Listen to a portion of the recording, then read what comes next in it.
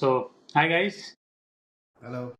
good evening, Hello. and welcome to our review of the third test uh, in the Anderson-Tendulkar series. Pretty unfortunate for India, but what an advertisement day five especially was for Test cricket. I would like to just get your opening views on that, and then we'll proceed. I think Mir, you can go first, and then Ameya, and then Yogesh. Absolutely. For as an India fan, it was very disappointing, but great test overall. I think the fight towards the end, just sort of I think made everything a little uncertain as to what is happening. Last 20-25 runs, lots of drama in the test eventually, but yeah, disappointing result for India considering where they had England. We knew on these pitches when the ball gets softer, it is easy to score runs, or rather more difficult to get out. And England came out with a purpose. They came out with that will to win, and somehow that same fight was lacking in the Indian batsmen towards the end of day four as well as day five. So I mean, it's a big result in the context of the series, but let's see what happens. But great test nevertheless. Yeah, I couldn't agree more. A great test, Ameya.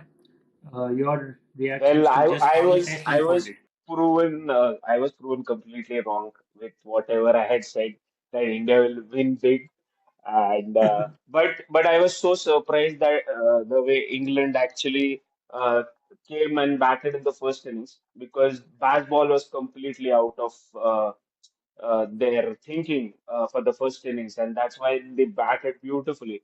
Like, when Root can bat like that, and when he bats like that, he is sure to score a century. And of course, big up for Ben Stokes. What a player! He was involved in everything. The run out of Rishabh Pant, the wickets, the field arrangements, keeping of the pressure. Frankly, I never felt when Siraj was batting that we will win. That's my frank opinion. I always thought it's going to be the next ball where he gets out, but he was there till 30 balls. He fought it out. I thought in maybe we could have taken a few risks, especially when Siraj was batting. Maybe when the field was up, even a slog sweep would have gone somewhere. But since that was the last wicket, it's easier said than done. But yeah, a great test match. I get the emotional side of it, but I think the better team won. Actually, we dominated the sessions, but frankly, the sessions which were important, I think England won those, and that's why they won that test match. A good test match, but now I think it's a little difficult for us to come back in the series. What do you think, Yogesh? Great test, of course, and like Ameya said, I think Ben Stokes, I think all round his performance throughout the test, I think was the difference. A lot of factors other than Stokes himself, but just getting your initial views. See, one thing is this attitude or this streak of losing while chasing scores. This somehow reminds me of the Indian one day team of early 2000s, where we used to, get beaten in finals. We used to play well in leagues and then we used to get beaten in finals. So it has, to some extent, it is something to do with the mental aspect of the game. And the second aspect is that obviously it is a great learning for this young side. No matter what you say, this is a very young side. Early in their careers, they're facing such games. It will be a big learning for them. Feel bad for the likes of Bumrah and Siraj who have put down their efforts and played long in. They've really done everything that was asked for them, even with the bat, but we still couldn't get through. And at the same time, you just hope that they learn from these things, uh, and they get better at dealing with these situations in the future. And of course, there's one more factor that remains. Under Kohli's captaincy, more than Sharma, there was a character in the team. You need some kind of character, some kind of charisma to lead the team. Kohli in 2021 provided that.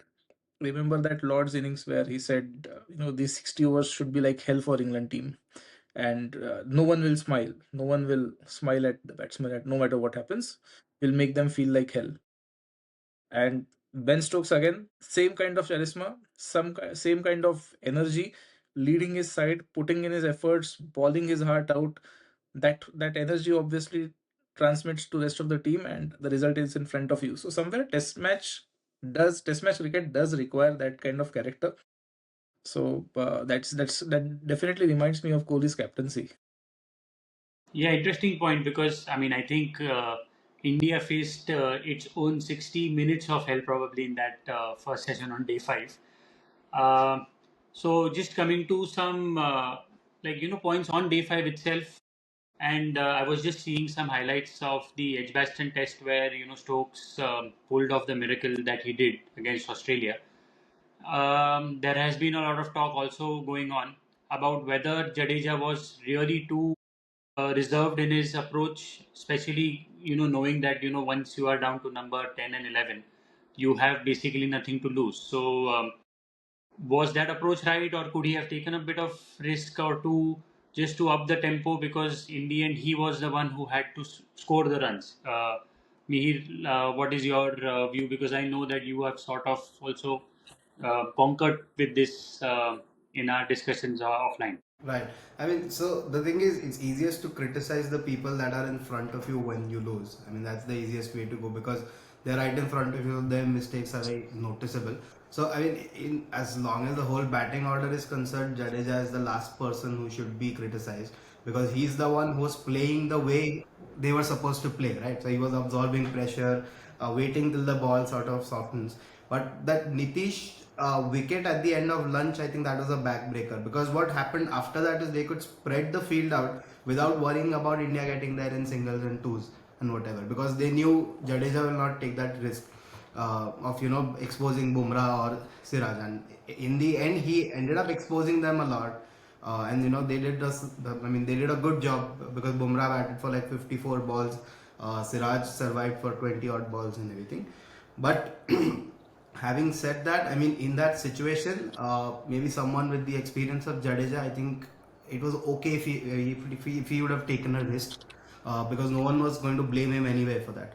The reason being with the pace at which he was approaching it, especially when we got to the last 50 runs, I mean, that target would have taken 15-20 more overs to achieve because we were just following the same pattern. It was a single on the fourth ball and then they face a couple of balls. So, I mean, it's one thing to back your bowling or rather your bowlers to face 50 or 60 balls combined, but it's completely different to expect them to play like 100 balls, the two of them. So yes, Bumrah's shot was reckless considering he had missed a few pulls before that and everything.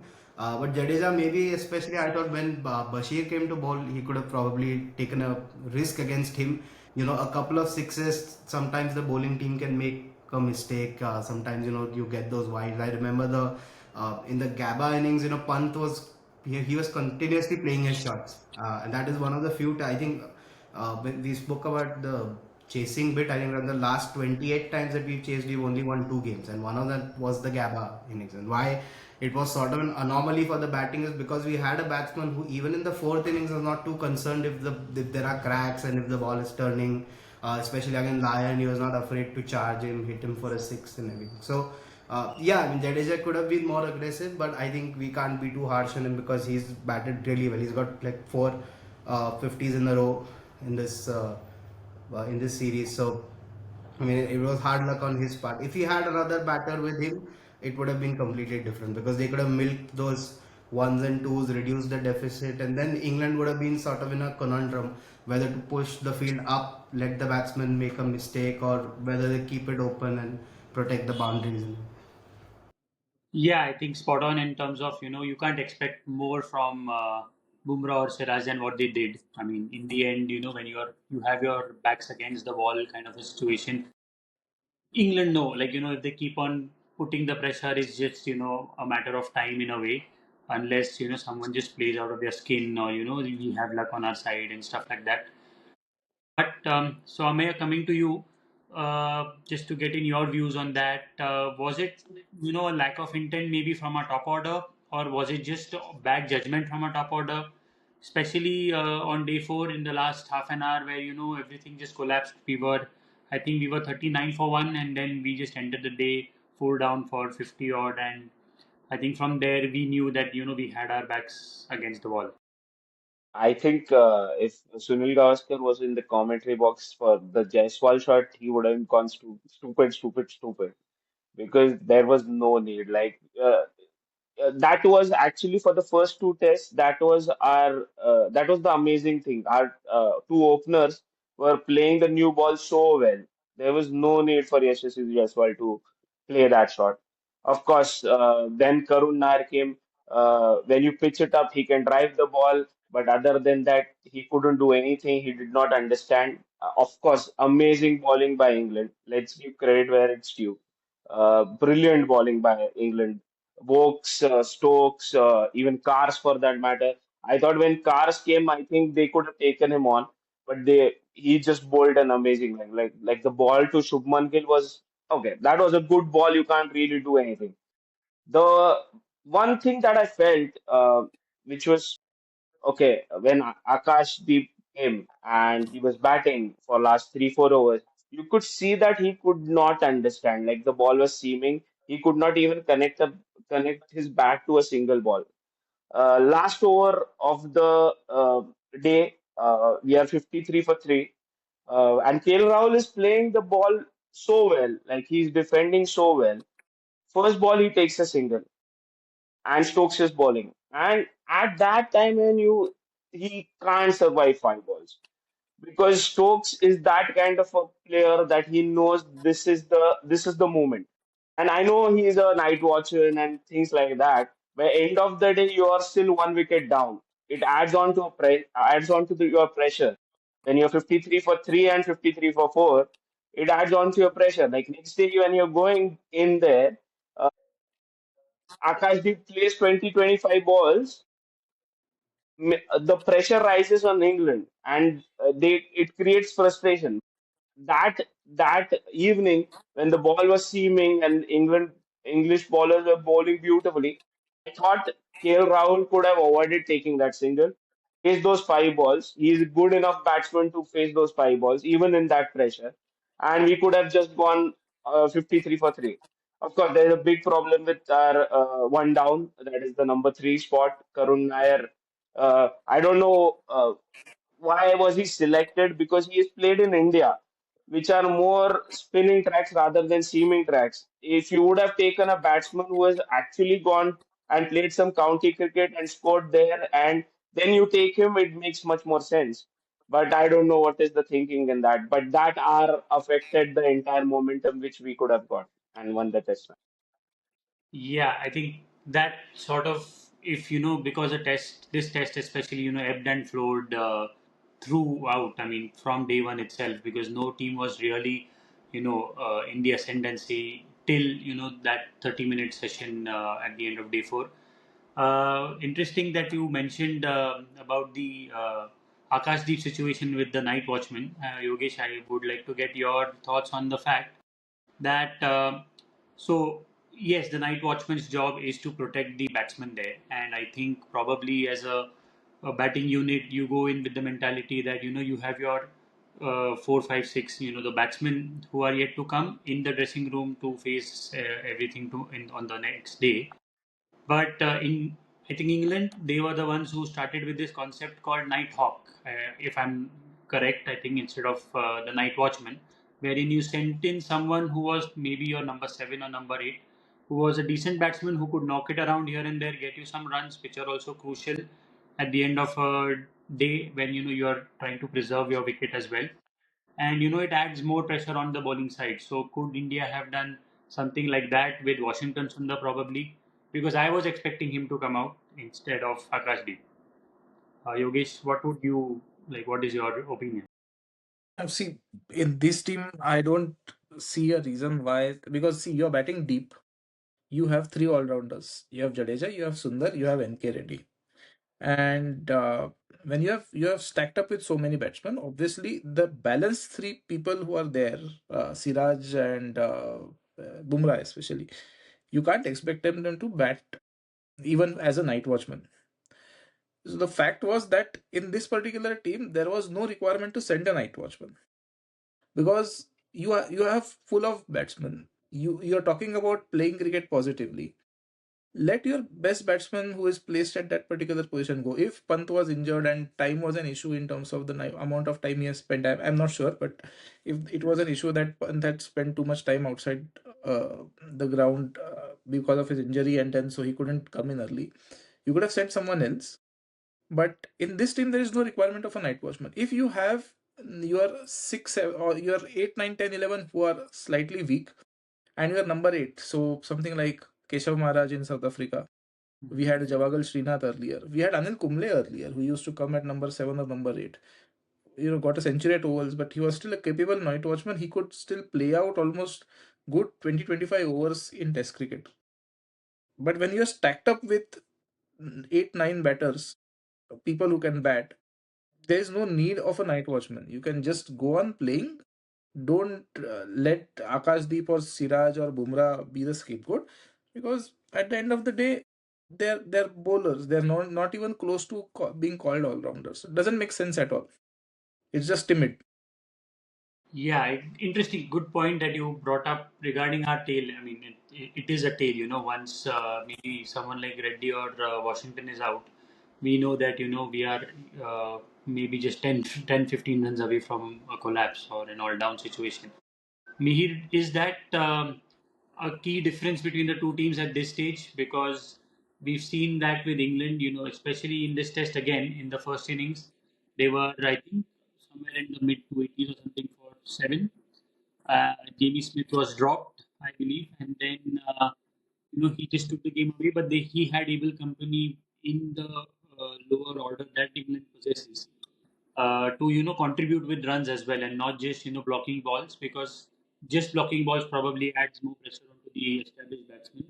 And farming strike with the tail has always been a bane in India's test history. Like, it's not just, it's always been that. So is that something, even as a squad or selectors, or while selecting your lower order, something to look at for India in the future, given that this is a young team, and we are also developing the next set of bowlers probably going forward?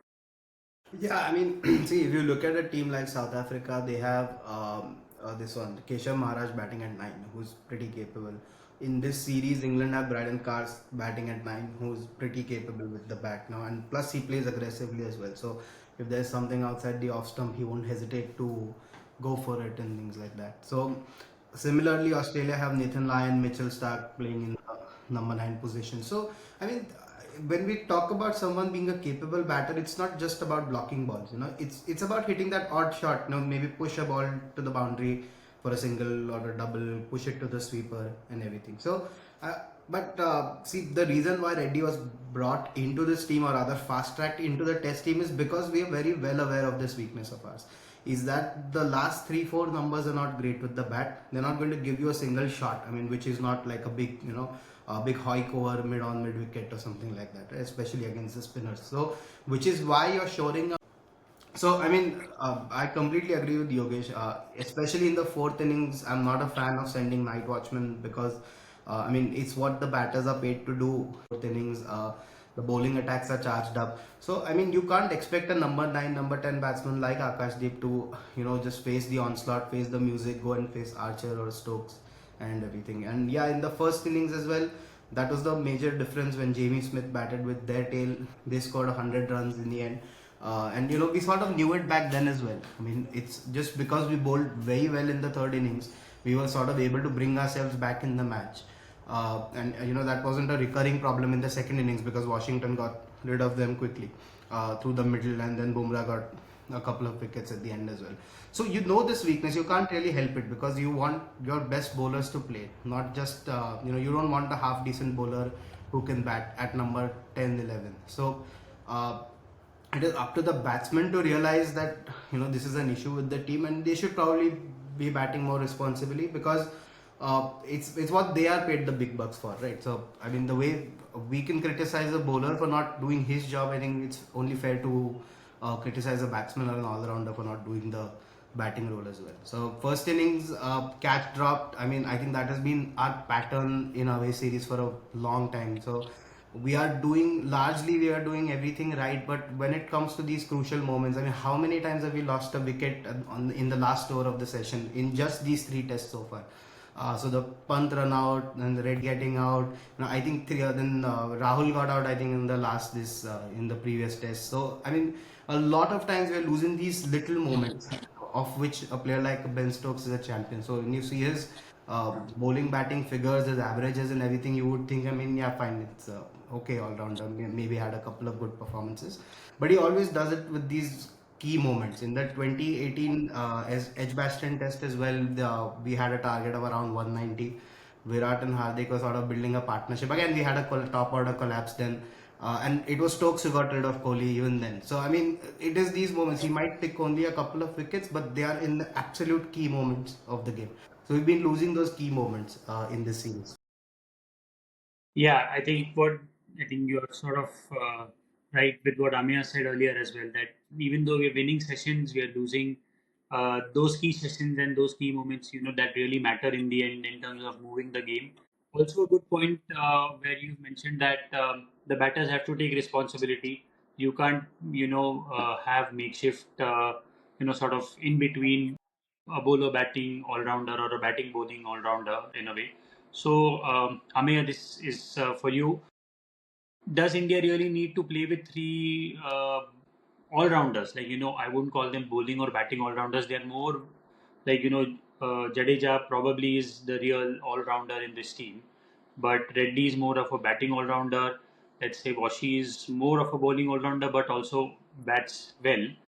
But I remember Ravi Shastri, famously having this opinion that if six batsmen can't do the job, a seventh is not required. You need five good bowlers then to get you 20 wickets in time, probably to sort of negate the pressure of a collapse in a way. Yeah, I feel um, in frankly, which batsman are you going to get in is my question. Like, if you want to play a batsman extra, uh, who are you going to get in? Like, the team selection is such that maybe Sai Sudarshan will be in. You have taken Ishwaran then. I think Abhimanyu Ishwaran has been taken. Amazing domestic record. But then, are you ready to give the opening spot to him, which he usually plays at? So batsman, I don't know which batsman they'll get in. Reddy was lucky to get those two wickets this time. I don't think he's that great of a bowler. Instead of him, we can play Arshdeep. Frankly speaking, the one player who everybody would have thought would have been out was Jadeja, but he's performing because the spin aspect of him is not really taking any wickets, but he's batting so well, and our batting is uh, in these two tests, the last two tests, he's batted so beautifully when our batting has suffered. So Jadeja can't be out. Washington is the only spinner that I see. You'll have to get Kuldeep maybe instead of Washington. Then your batting suffers. Since you don't have a good batting option, uh, to in your middle order, that's a big problem. A batsman like Ajinkya Rahane, I think in the commentary he was asked that, have you retired? So he said, no, I have not retired. So you had options for it, but you have gone completely for youth. See, England have got the complete balance of youth and experience right now. They are, even if Root is 35, 34, 35, they're still depending on him because they know he's your best batsman. That batsman can't be out. We have had Cheteshwar Pujara sitting outside who has played county cricket. We have had Ajinkya Rahane who has always performed better outside India. We have, of course, Virat Kohli is another batsman. I don't know why he's out. But now, if you want a batsman, which batsman is going to come in who has played in those conditions? Uh, See, that is what is happening with Karun Nair. He has scored tons of runs in Ranji Trophy in India, in Indian conditions. But from that innings, which we saw in the fourth innings, you could understand that he's not able to pick up the ball, understand whether the ball is going to come in or go out. For all those 15 balls, he was suffering. So I get the point that you need six batsmen, but then you need six batsmen which played for India in like 2000 till 2010, like Sehwag, Ganguly, but you don't have those. So who are you going to get in? So we'll have to go with the all-rounders, thinking that either they'll come good batting wise, which Jadeja is doing, or bowling wise, which Washington Sundar is doing, and maybe that you need a fourth seaming option, and that's why Reddy is playing.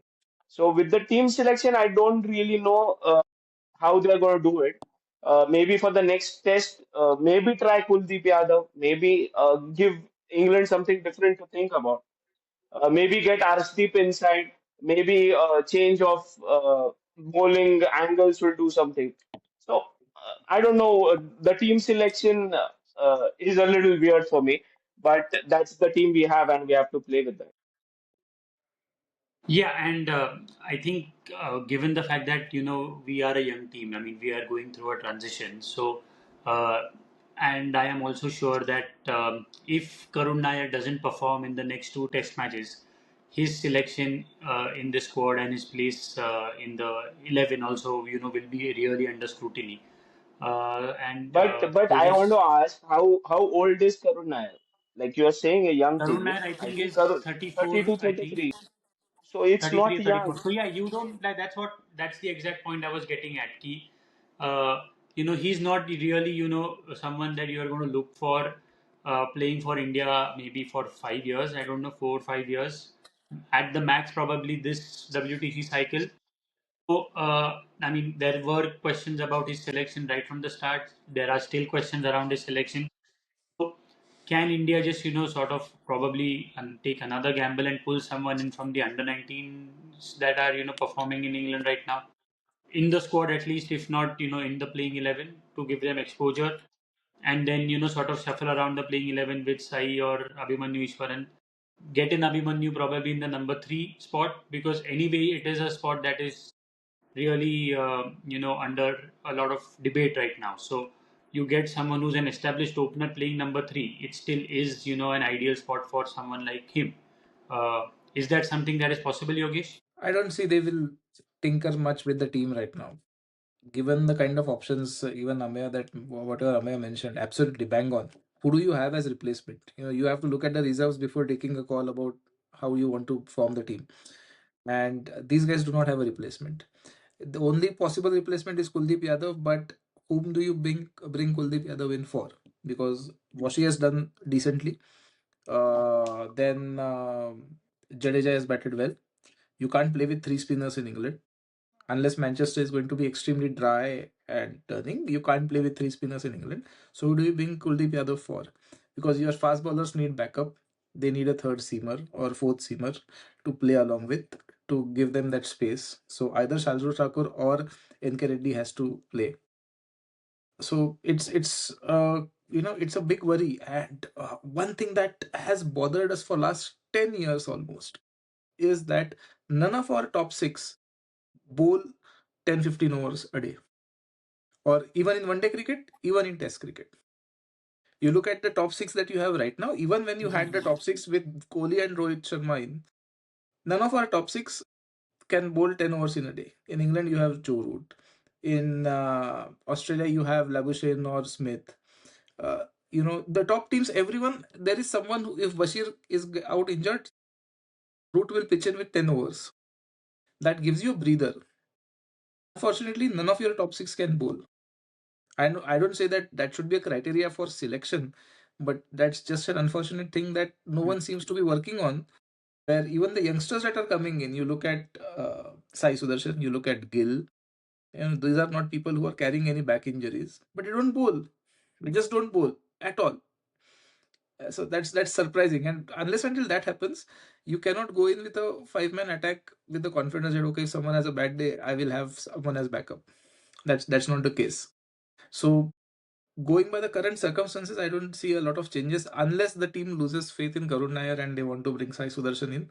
I don't see a lot of changes happening in the squad because it's a there's one hole that is going to be missing. It's a boat with 4 or 5 holes, and you cannot fill in all holes with this particular squad. So that's it's a that kind of a situation. Yeah, it's a catch-22 for India. I mean, yeah, when you perform well, everything looks really rosy, and then when you have a test match like this, there are a lot of questions that would come up, especially on individual performances. Uh, but just talking about the test itself, because it was one heck of a test. It moved along. The first 3 days, we were really feeling that nothing's happening till it was a tie in the first innings, and then we knew that it's a two like inning shootout in a way. So was the punt run out really crucial in terms of we couldn't get the lead that we needed to or wanted to. Shubman Gill also said that in the press conference that probably from just looking at the whole test as a whole, probably that run out, the situation that the run out happened in, because it was just before lunch, they were playing really well, both KL Rahul and Pant. It was a crucial moment. And once again, Stokes was in the pick of things over there. And he once again made the difference with that run out. Mihir, uh, I'm sure you would sort of agree on that. Yeah, I mean, I was fuming at that point, when that happened because it was so unnecessary.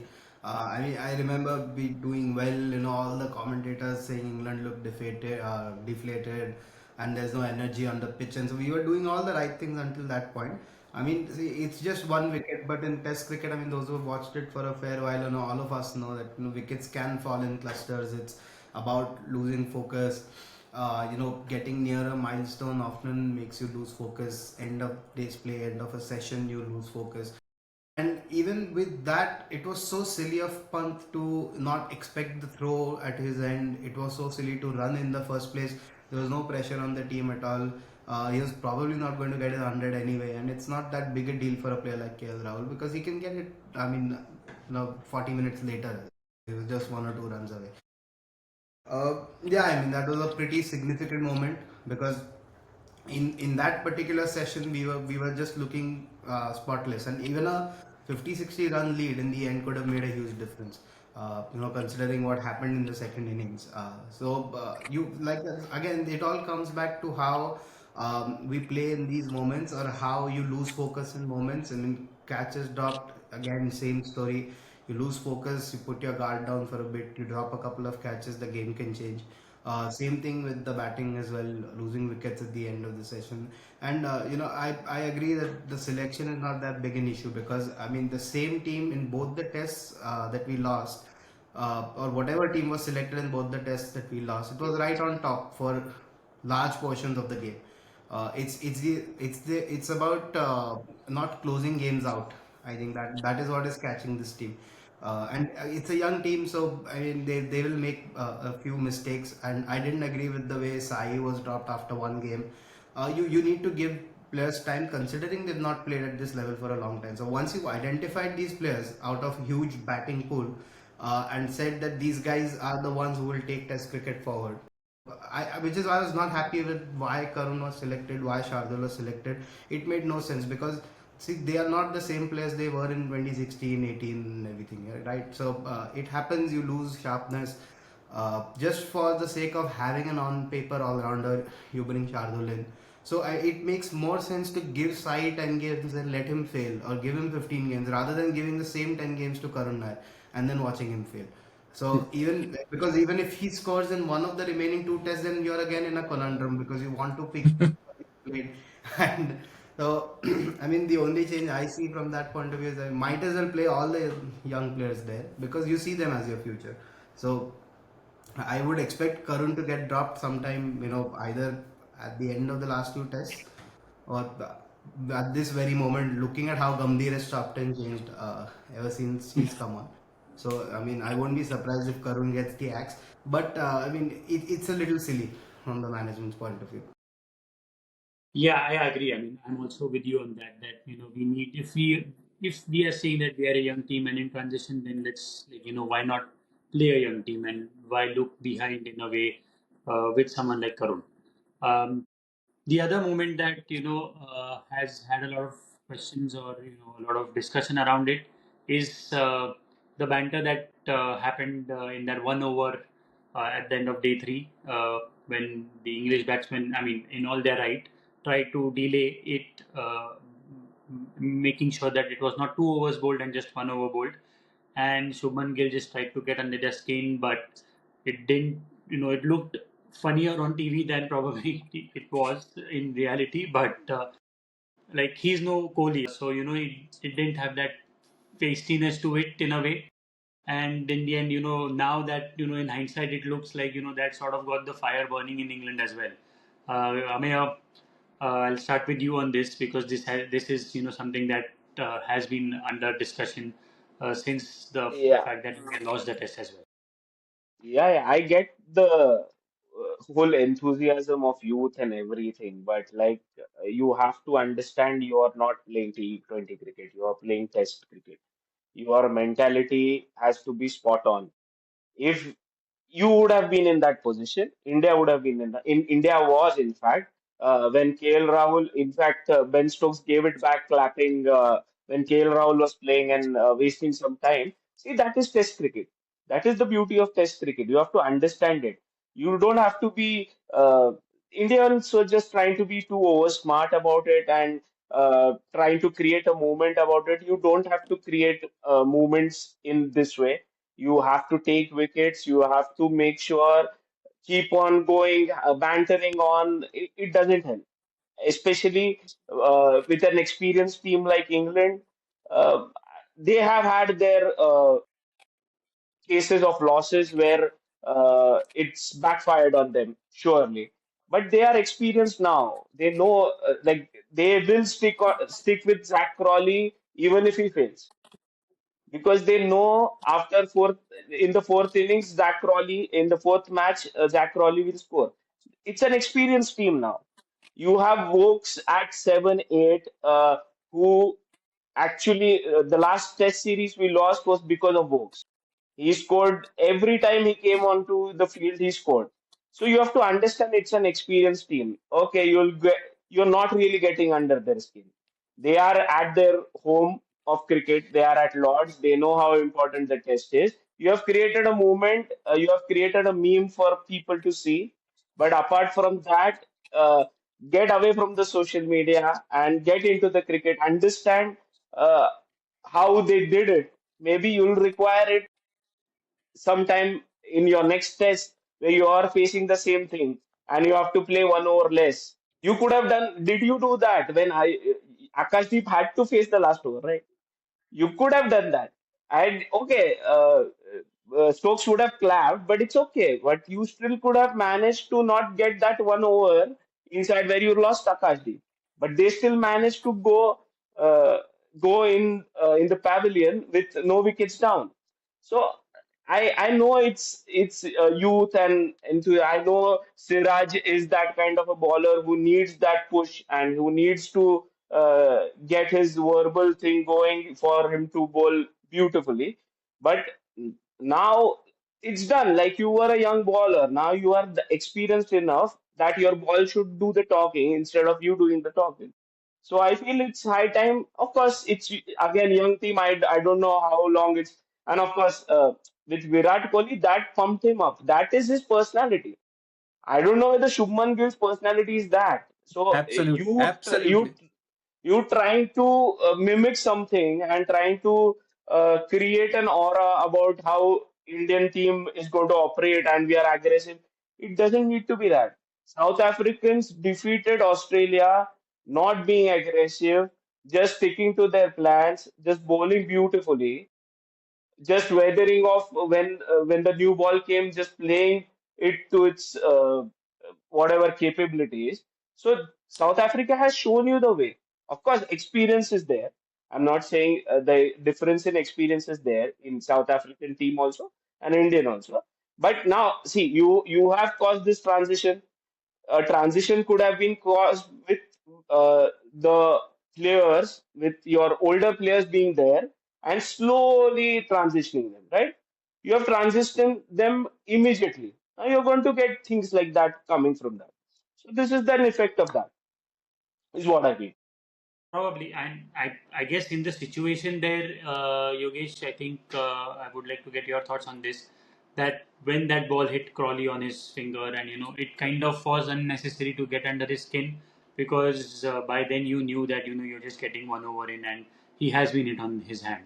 So is it in a way Shubman also still trying to find or come to terms with finding his how do you say it, his aura or his style of captaincy and what he wants to portray as a team? Because at that moment even Bumrah was like fine. I mean you don't want to get under the skin of someone like Bumrah as a batsman.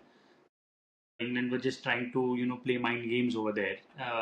Was that sort of really pushing it over the line? See, in Test cricket, you cannot pretend to be someone else. It's as simple as that.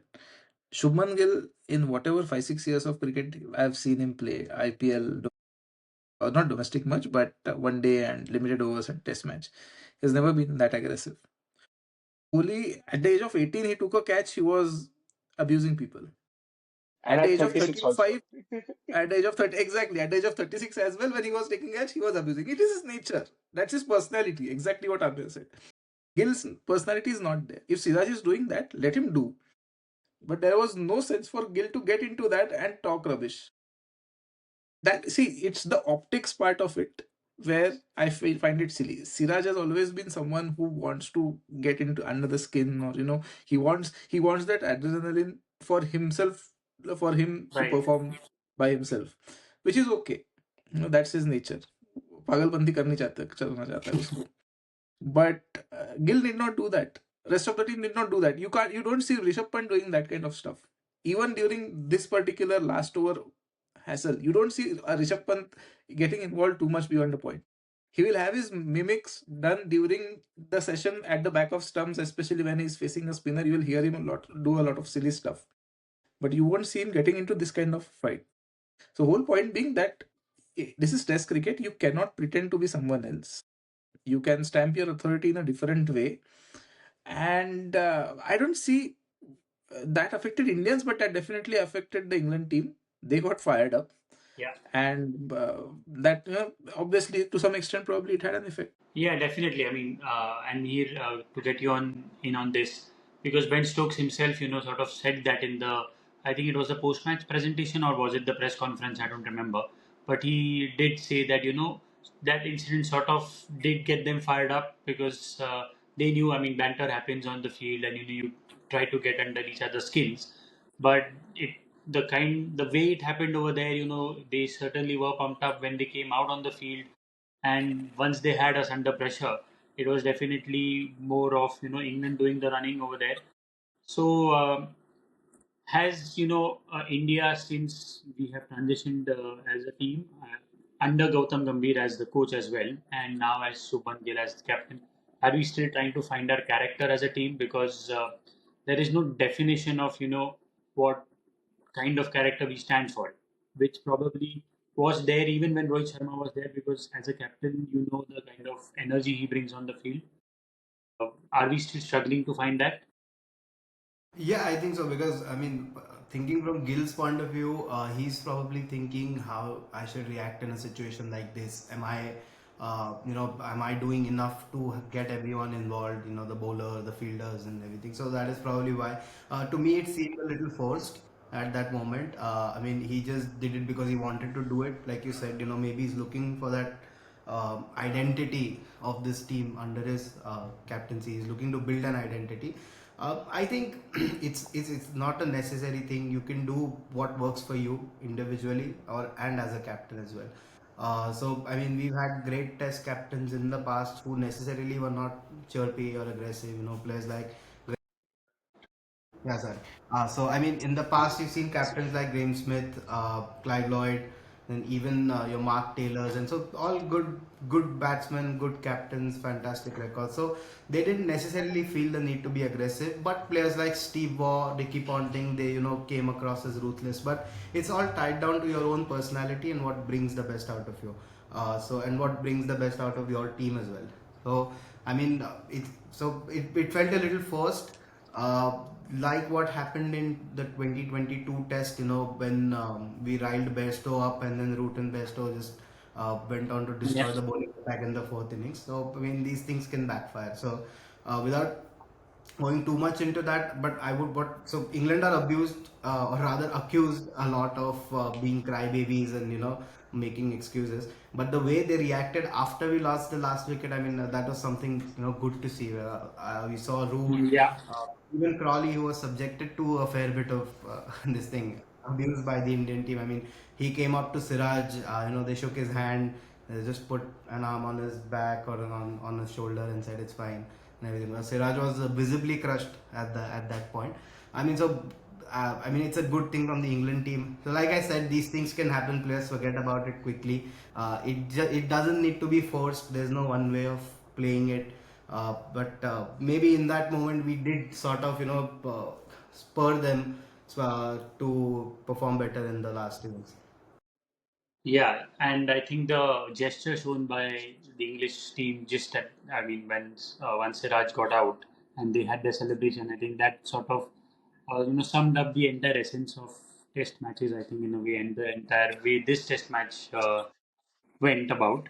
There has been another question that has been doing the rounds, and we've seen that in this Test have I mean it's happened every day. In fact, that we haven't had 90 overs in. We've had probably 82, 84 overs in.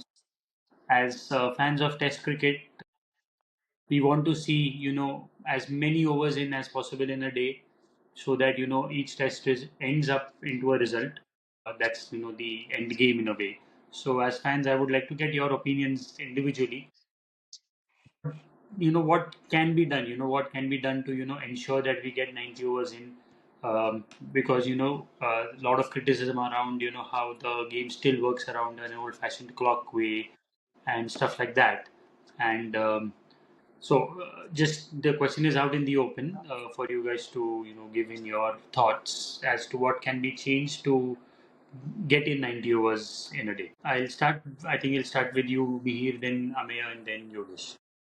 Yeah, I mean, so the first test you sort of understand when that happens because there was a light issue, it was cloudy, so probably some visibility issues. They needed the floodlights on, and the red ball might be difficult to spot even under the lights. So, I mean, I understand in situations where you want the clock to be dictating how much you should play because of the light situation. In this test, particularly, I think it was mainly because there was just not enough spin from either teams. So mostly the fast bowlers were bowling. There was a lot of breaks in between due to injuries and everything. So I think it's the umpires who have to step in at some point. England have been docked a couple of points from the WTC side. I was surprised they didn't do anything to India because we've been wasting time as well. I mean, Shubman Gill is taking a 7-8 minute massage on the field and everything. Yeah, I mean, it's a little surprising. I think the umpires are the ones I think who should be given this responsibility. It's not in the law, but to ensure there are 90 overs when light permits and when there is no rain, things like that. So then it's up to the captain how he bowls his bowlers, how short, how much time they spend setting up the field or between overs and everything. And then if they don't follow the umpires, then there's always the penalties that can happen to them. Yeah, I mean the penalties right now are there in place with the docking of the points, but is that enough? Does it is it still effective enough to ensure teams finish their quota of 15 overs an hour or something?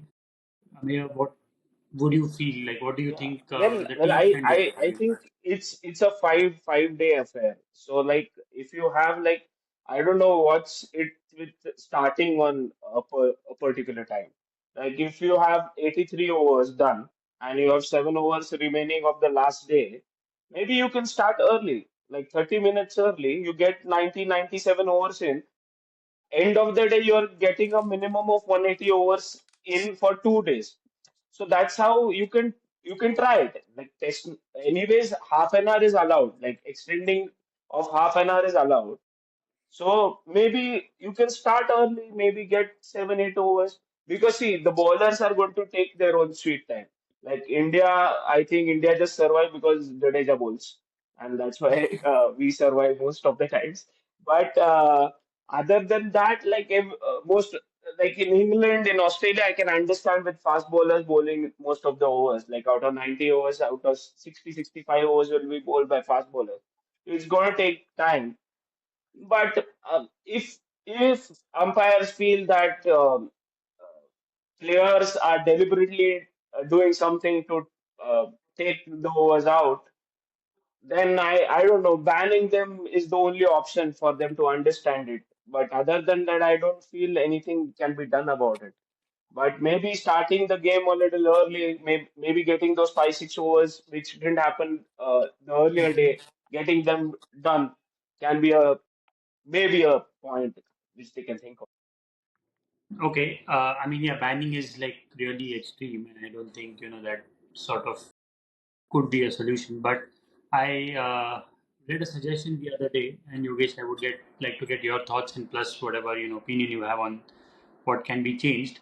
That suggestion sort of said that like you have a 15 hour or 15 overs an hour clock, and the clock is anyway ticking even in tests. Where nowadays they have that time displayed where you are shown how many overs you're short or something. One of the suggestions was that every team that falls short of say 15 overs an hour mark at the end of their innings is penalized some runs when they begin their batting innings in a way. So that will probably force the bowlers also to bowl in a certain way in time. Or the other side of it was also that is 15 overs an hour really pushing it now that everybody's really monitoring how many overs are bowled in every session, and always debating about the fact that it's not ideal or something.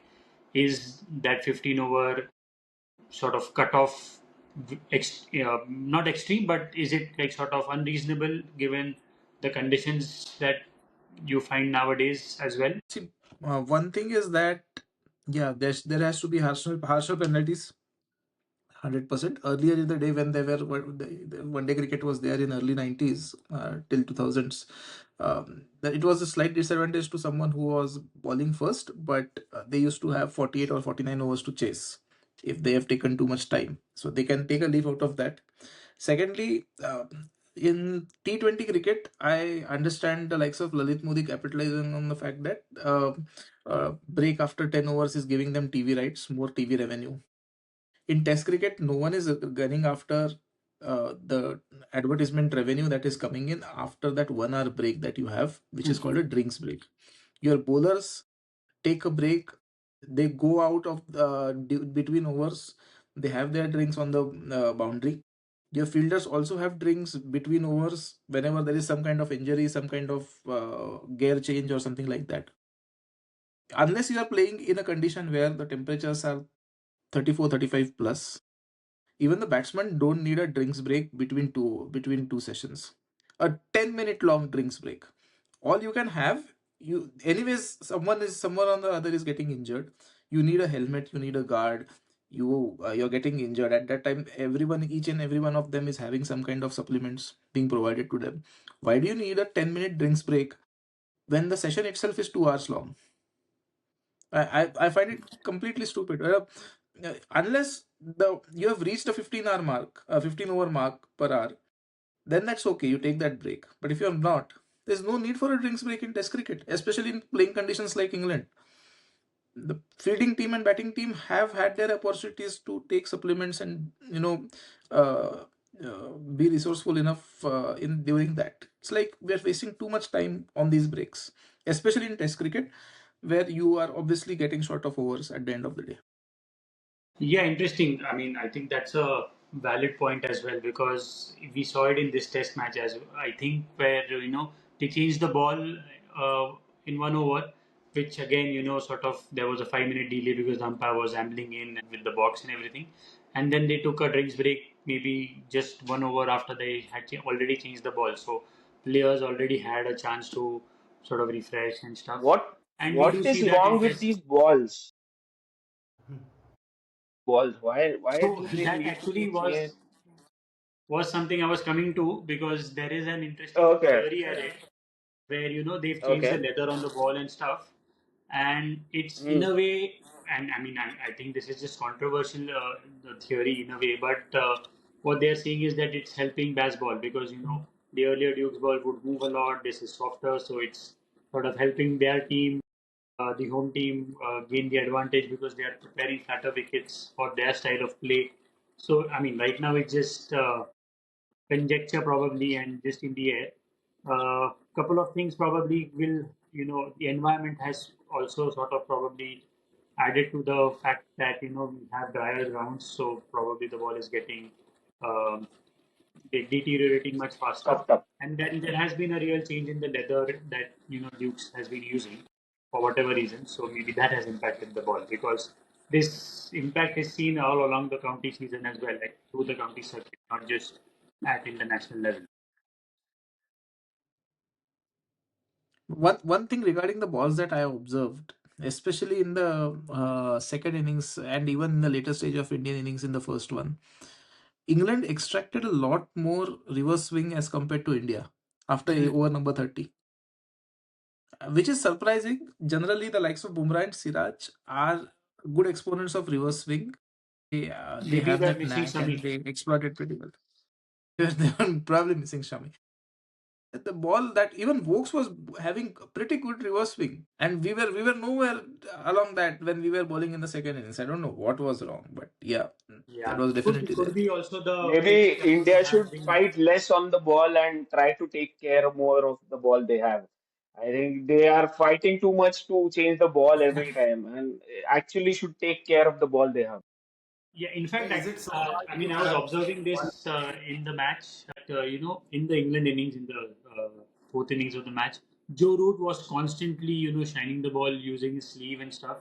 And I mean, the camera focus was also on him, so probably that, sort of brought it to the notice. But I didn't see that happen that, enough, maybe with that intensity in the Indian innings. Yeah, me. So I mean, maybe so coming firstly answering your question, maybe one of the factors is that those guys are used to the Duke's ball. They played with it in the county season. They played with it throughout their home tenure, so they probably know a couple of tricks of the trade how to take care of the ball. The point I was coming to is it so hard to have like one standard international ball across all test matches? So Hmm. instead of Kookaburra, SG, and Dukes and everything. So I mean, is it that difficult? I don't know why they've not changed it. So the game has to move with the times, right? So you have different formats. You have a white ball because you can't see the red ball at night, and all those all those sorts of things. You have a pink ball now to play the day-night Yeah. test. So is it so hard to have like one manufacturer and that's the standard cricket ball? This is the leather, this is the size, weight, seam, whatever. So machine made, handmade. So I heard some commentators say, because these balls are handmade, is the reason why all these things are. But they never happened so frequently in the past. So Yeah. maybe it's because it's hotter in England this year than it normally is this time of the year. Maybe it's just the players, being a little dramatic when things are not going their way. And probably, yeah, I mean, incrementally, maybe England are taking care of the ball better. So probably a little bit of everything. But I would still want to have like one ball which the entire world plays with.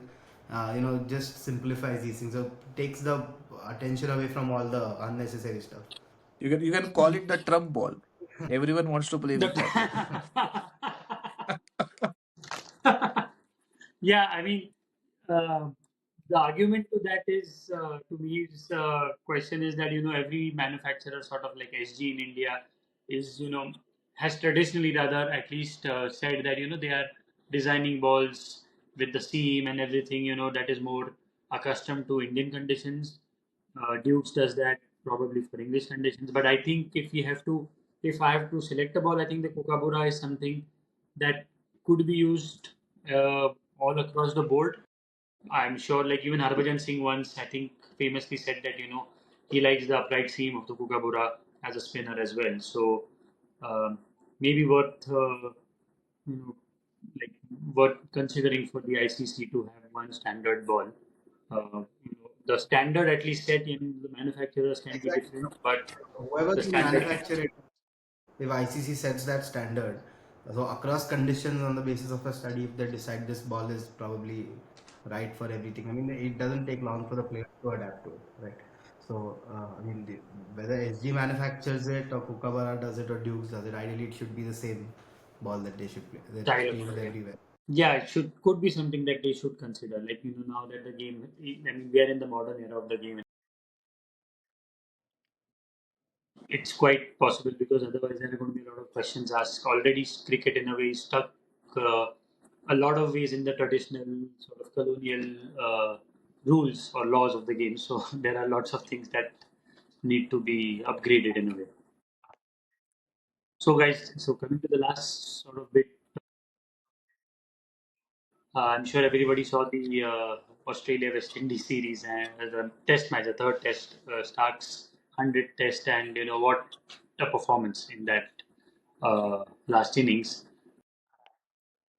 3 wickets in the opening over. Scott Boland. You know, I think Scott Boland is the best bowler who could have been in a way because every time he is selected, he's like performing out of his skin. That is an asset to the Australian team.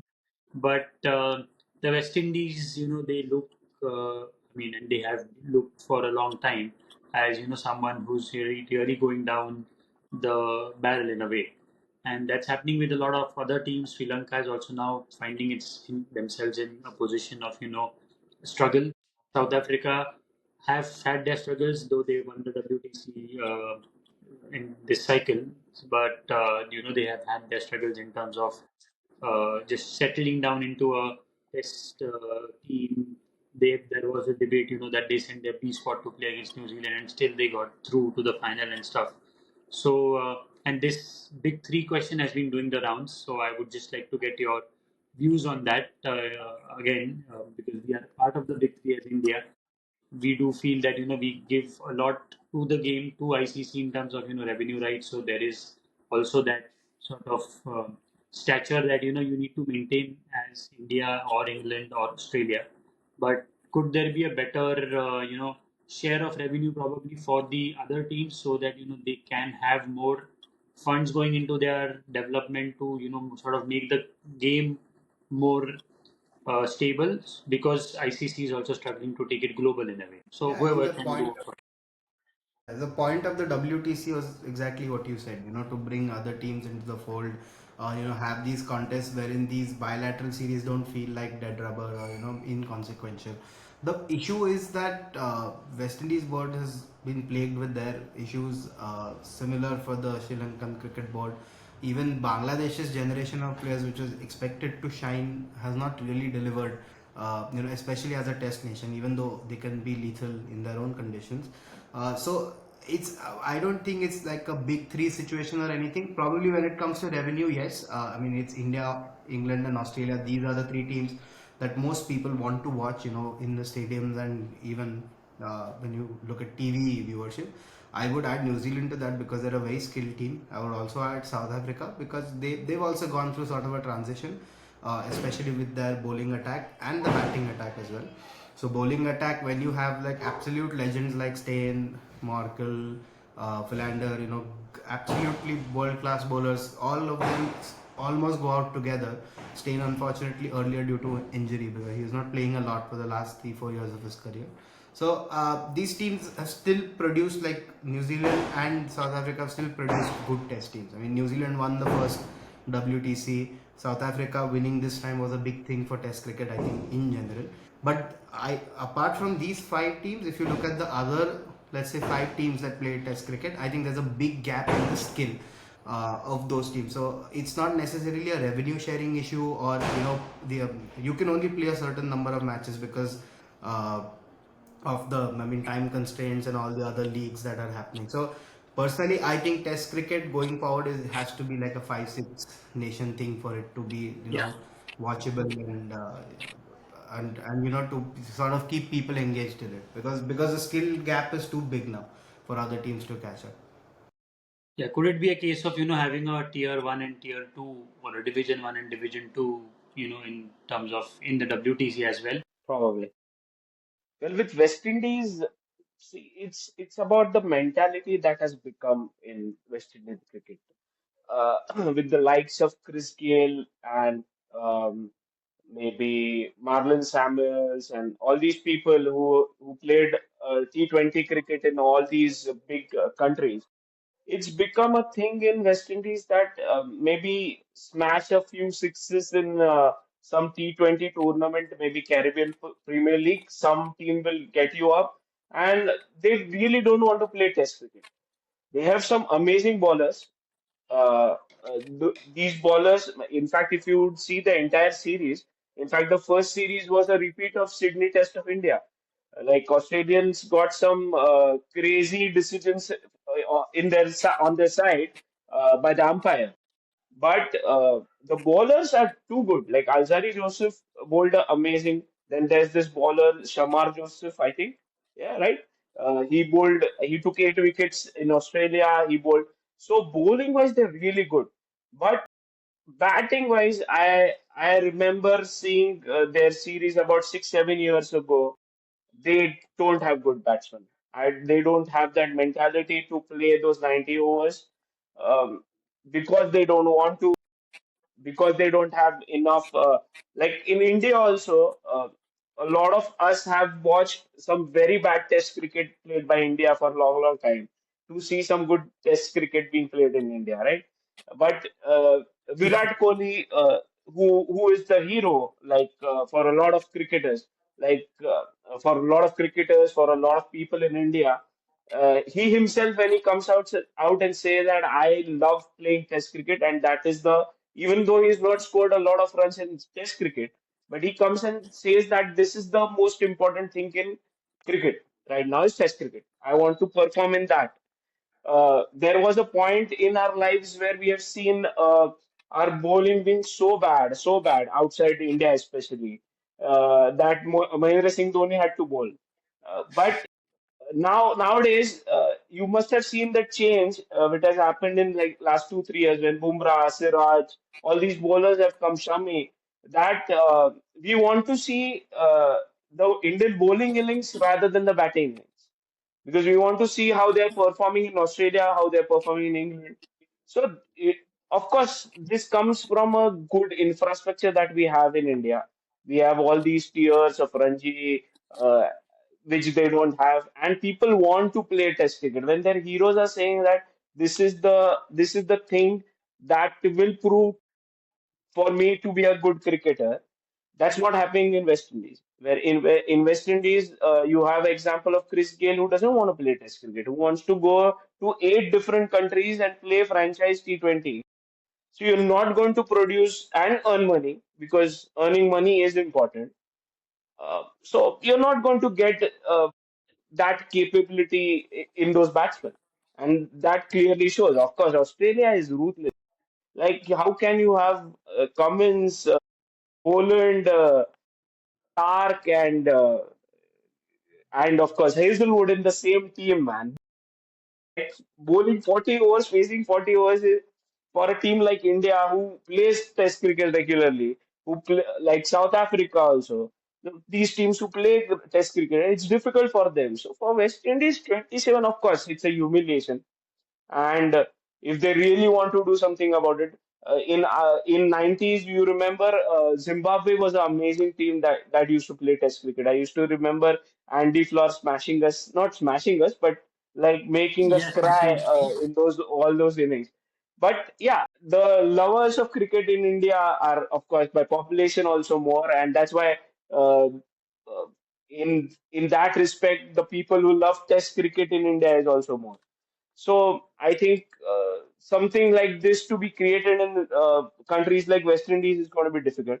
Of course, they also did not go through the transition phase that India went through. So, like, see, that is what I'm saying. Like with this team also, that is the problem. Like with Virat Kohli's team, you still had Sachin Tendulkar in the team.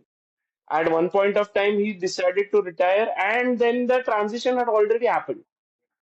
But with this team, you suddenly need a number four batsman. You suddenly need a number three batsman, and that has happened. So that this now it has to be seen how India react to such a transition. But West Indies, Sri Lanka, all these teams, even South Africa for that matter, did not transition well, and that's been a big problem for them, especially in Test cricket. That's what I feel. No, no, absolutely not. That's the way they have to earn money. I will not Correct. blame them. But then your Test cricket is not going to improve. That's Yeah, the something reality needs of to it. change. So, uh, What about you, Yogesh? Like, what could be that change that is needed in Test cricket? Because we are seeing, so many T20 leagues springing up. That obviously, as a cricketer, trying to make their profession or career, you opt to choose that, especially coming from a place like the West Indies or Bangladesh or Sri Lanka or even Afghanistan, for that matter, or even Pakistan for that matter, because they don't get to play elsewhere. So how does Test cricket deal with this challenge? See, one thing, I don't think it is just related to the financial aspect. It is a lot more cultural. As Amya said, batsmen wanting to play their shots and earn money, of course, natural. But it is not about the money that the board has. It is a lot more cultural and the kind of importance and the amount of cricket that these play. South Africa, even after they won WTC, they are probably playing 3 or 4 test matches a year. Same with Zimbabwe, same with Sri Lanka. Simple for ICC, probably what they can do, mandate everyone to play minimum 15 tests a year. No matter whom you play with, you have to play 15 tests. And against those 15 tests will give you a certain amount of money, which has to go to the players. The more they play, there is a chance that someone amongst them will turn out to be a hero whom people will start following. Because if you do not have a white ball structure in that particular country which is thriving, who is going to be a hero in white ball cricket? If you're not playing more than 4 or 5 test matches a year, who is going to be a hero? Your hero is going to be Andre Russell or a Nicholas Puran. Your hero is not going to be someone who is going to block or play a 200 ball innings. So make them play 15 tests a year, pay them handsomely for those 15 tests. Let those boys 20 or 20 squad of 20 earn a good amount of money playing test cricket and do that consistently for 5 years. Let a generation of players develop, make them play 75, 80 days a year, and then see what happens. Probably then you will see some cultural change. Cultural change is not going to happen in 2 years. It is not going to happen with any of the boards. Even BCCI for that matter, yes, they are good, but boards will never have the kind of brains and intent to for test cricket to thrive. They'll only look for money. Money is in T20 cricket.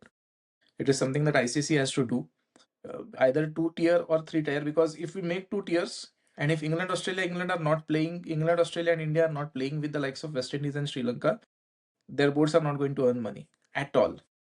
If Sri Lanka and West Indies keep on playing Test cricket, their boards are not going to earn money. Hmm. So there has to be some kind of distinction. Make them play, let there be some kind of game time, and then see how things go.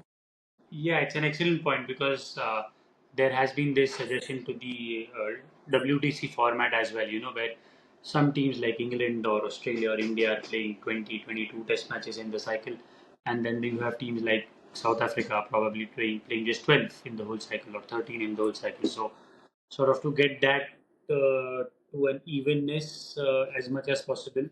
Probably do away with the two test series and have three, like India, West Indies. We had a two test series, and I think that sort of could have been a three test series. It also adds more value because you have a clear cut winner of the series as well, rather than having a one all draw if that happens. So, things like those are things probably that could be considered. Yeah, that's an excellent point. So I think we are almost at the end of the fan cast. So just closing notes to get you guys like your predictions for the next test and predictions, of the result of this series. I think we'll end on that note. I'll start with you, Mihir. What will happen in the next test and what will happen at the end of the series? It's really hard to say because England just changed their approach completely for this last test. I mean, to their credit. So I think again, I'm going for an India win. Just because I think the same team will be fired up. They would be sort of really hurting with the way we lost 2 matches. So I expect India to make a strong comeback because I think this team has the goods.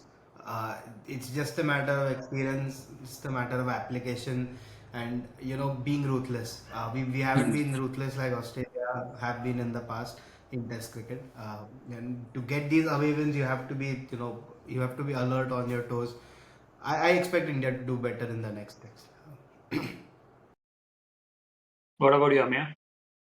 It will depend on what team we are going to play. I just don't know about uh, what to expect from this team because They have good players, definitely have good players. Now, the team needs to bind together. But as I had also predicted last time that India will win big this in this test match, that did not happen. So because this test match is very important for the series, okay? The team that wins it is going to carry the momentum. And that's why I'm fearful. And the other thing that makes me more fearful that India will lose this series maybe 3-1, 4-1 is because England managed to change their approach in the first days, which they have not done, which they used to play baseball, but this time they showed that okay, we'll just take our own time, we'll take our own sweet time, we'll play for 1.5 days, we'll play out 120 overs, and we'll just reach 380. So this change England could get in themselves. Now India are playing regular test cricket, good test cricket in this series, I completely understand. But what is going to really change in them for them to win that test series, I really don't know. Our bowlers are doing a good job.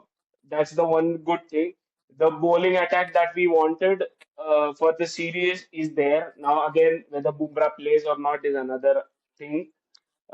If he doesn't play, maybe he is the bad luck. Maybe keep him out and we'll win another match. I don't know. But apart from that, I see England carrying the momentum ahead and winning the series. Maybe next test will be a draw, but I think England will take this series. It's a good learning curve for India, uh, the way we have competed. So I give them credit for that. It's not that the great thing about this test series is all matches have gone to the fifth day, which has not happened, which is not And happening to in the last India six. also, which is not happening in India. That is the problem. Like we are creating spinning tracks and then not being able to play on them with the New Zealand series we saw. But but that's the point. The test match should go the whole way, and that's happening in this series. And I'm happy as a test cricket viewer. I'm happy to see that. Whether India wins, England wins, England have the momentum. But if India gets this series, it will be an amazing win. But I think England will win at least one of the next two test matches. Okay. Yeah, Bumrah, I mean, I think I saw a stat where India has won only one or two of the last 10 matches he played, whereas we have won, I think, 9 or 10 out of the 10 matches that Bumrah has not played in the last 20 or whatever. I don't know if that's the factor, but yeah, interesting. Yogesh, what about you? What are your predictions? Tough to say. I'll still back India, but they have to show character. England has, as I said, they've adapted very well. They've not just gone with one particular momentum at hand. They have changed as per the game conditions. India need to respond very well. Someone has to stand up and put down their authority in moving the game for India. Unless someone does that, they're not going. Last innings, last test match, Gill did that. This test match again, Rahul and Jadeja, they stood up, but probably we could have pushed it down well. So India needs to win their moments. I still hope if we lose the fourth test, it will be very tough for us to win the fifth test. Hmm. So if we lose the fourth test, it will be 4-1. If we win, then it would be a blockbuster fifth test for sure. Yeah, I'm that's still banking on India to stand up. yeah. I'm backing on India to go 2-all at in the fifth test at Oval, and yeah, like you said, I mean, good point that you mentioned that baseball, and McCallum has said it himself that it doesn't mean that we're just going to go and smash. It means we're going to play to the situation to win. England seem to be doing that quite okay at the moment. So yeah, but for the fourth test, I'm backing India. Also because, and not to jinx it, but we won in Edgbaston where we had not won. I think in Manchester also I don't know if we've never won in Manchester, but we have an equally bad record at Manchester as a test team. So probably it's time to turn that around and then go at Oval and just fight it out for the trophy. That's Manchester favors blue these days. So that's a good sign. but the thing is both India and England are blue. So which blue does it fit for? Yeah, they have a tinge of red, we don't. So Yeah, nicely put. Okay, great. I think that brings us to the end of today's fancast and the review of the third test. Thank you once again, everybody. It was a pleasure, as always. And I'll catch you guys soon, hopefully, with smiles on our faces after India has won the fourth test No, we match. are going to still smile. Fine. As long as I said, as long as I think all of us here love Test cricket, as long as the Test match goes to the till the fifth day, I think all of us are happy. I won't Yeah. be happy if you don't chase 150 in the coming test again. You won't see me smiling. Let's hope that England this time again opt to chase because India is not a good chasing team. Yeah, yeah, So, yeah. or Let's maybe let's Gill hope wins the because toss and England is winning all the tosses. I just hope they yeah, win the toss and like they choose to bowl first or again. maybe Gill just changes something and wins the toss and elects to bat Maybe we change the captains just for the toss. Yeah. just for the toss. Yeah. Okay, great. Okay. So All right. thank you once again, All right, guys, all right. and cheers. Good night. Yeah. Cheers. Bye. Good night. Good night. See you for the third test. Bye bye. See See you. you. Yeah.